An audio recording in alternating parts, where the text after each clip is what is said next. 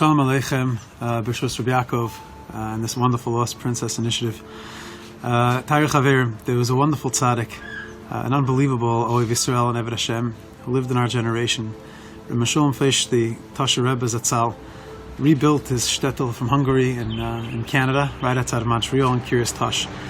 One Yom Kippur morning, in the freezing cold, a simple Jew, an unlearned plumber, joined the minyan, sat in the back, and the base medrash was freezing cold.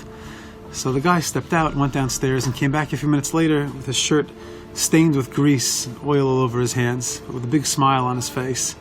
And he turned to the people that were sitting in the back and he said, "Don't worry, it's not going to be cold anymore."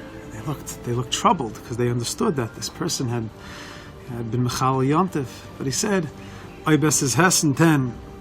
If it's hot downstairs, then it says Heis Oiben, then it's going to be hot upstairs too. If it's hot downstairs, then it's going to be hot upstairs." He found that the boiler was broken, so he fixed the boiler.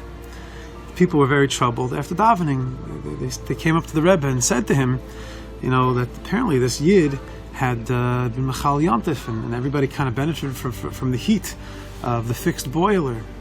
And the Rebbe looked pained for a moment, but then he had a big smile on his face, and he said, "It's not his fault. He doesn't know. He never learned. He didn't understand that what he did was against halacha. But did you hear what he said? Oibes heis and ten. If it's hot down here, if it's warm down here, it says heis oiben, then it's going to be hot up there as well." Did you hear what he said? The Kedushas Levi teaches in this beautiful thought in Parshas Vayera that Chazal say that Yisrael mosifin koach b'pamal yeshamala, that Klal Yisrael as a nation have the ability to strengthen the heavenly court. The Kol Mashi Yisrael Mekadshin Atzman Yoser, the more that we sanctify ourselves here, down here in this world, Mosifin Koach V'Kedusha Lamala.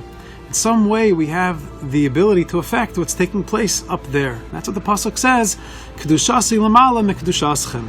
That my Kedusha, my sanctification, my holiness is elevated higher and higher, mikdushaschem, from our efforts. This is what the Baal Shem Tov taught, the Baal Shem Tov 101. Hashem tzilcha al yad yaminacha. The intention of David HaMelech, referring to Hashem as our shadow, is that it's our efforts, it's our input, our actions, our thoughts, and our deeds in this world that affect the reaction on high. Rav Wolbe pointed out in Ali Shor, the reason why it's such an apt metaphor that David HaMelech refers to HaKadosh Baruch Hu as a shadow, because a shadow is created by whatever we hold up to light. If something is small is held up to light, then it casts a small shadow. If there's something great and significant that's held up to light, then it casts a significant and large shadow. Everything that we do in this world has an impact on the upper world. Vayomer Hashem, salachti kidvarecha. Our forgiveness and our relationship with Hashem is in our hands, it's in our mouths. It's in our ability to affect what's taking place up there by making sure that what's down here is warm, that our davening and our learning and our interaction with each other should be filled with light, should be filled with warmth and positivity and goodness.